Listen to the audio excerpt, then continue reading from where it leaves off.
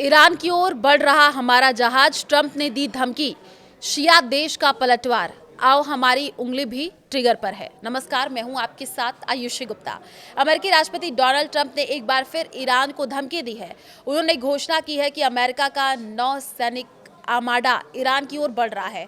वहीं ईरान के revolutionary guards के कमांडर ने अमेरिका को चेतावनी दी है कि उनकी उंगली भी ट्रिगर पर है। दोनों तरफ से ये बयान तब सामने आया है जब बड़े पैमाने पर ईरान में विरोध प्रदर्शन हुए हैं।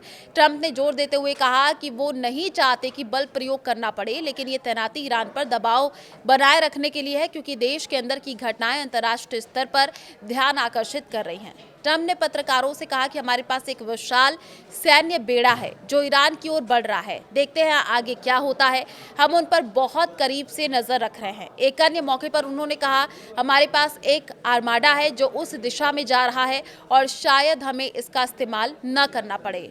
आपको बता दें कि न्यूज एजेंसी रॉयटर्स के मुताबिक अमेरिका अधिकारियों ने नाम न बताने की शर्त पर कहा कि aircraft carrier USS Abraham Lincoln और कई गाइडेड मिसाइल स्ट्राइक्स आने वाले दिनों में मिडिल ईस्ट पहुंच सकता है। और अपने एयरबेस को बचाने के लिए क्या करेगा अमेरिका, ये भी सवाल है।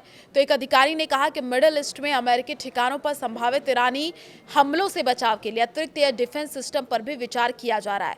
एशिया प्रशांत क्षेत्र से पिछले हफ्ते शुरू हुई गतिविधियां यूएस को अमेरिकी बलों की रक्षा और किसी भी तनाव की स्थिति का जवाब देने के लिए विकल्प देती हैं। ट्रंप ने ईरान को प्रदर्शनकारियों की हत्या या परमाणु कार्यक्रम फिर से शुरू करने के खिलाफ चेतावनी दोहराई है।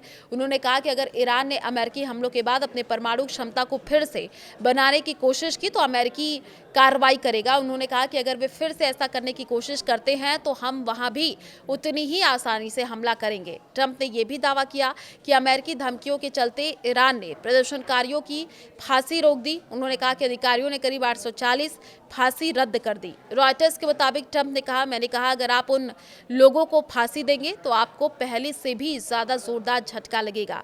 यह आपके परमाणु कार्यक्रम पर किए गए हमारे हमले के मुकाबले कुछ भी नहीं होगा। अमेरिका की ये सैन्य तैनाती ईरान में उस अशांति के बीच हो रही है जो दिसंबर के अंत में शुरू हुई थी और देश भर में फैल गई थी। हालांकि सख्त कार्रवाई के बाद ये कम होती दिख रही है। अमेरिका स्थित human rights executive news agency के मुताबिक कम से कम 5002 लोगों की मौत हुई है, जबकि ईरान सरकार ने 3117 मौत की पुष्टि की है।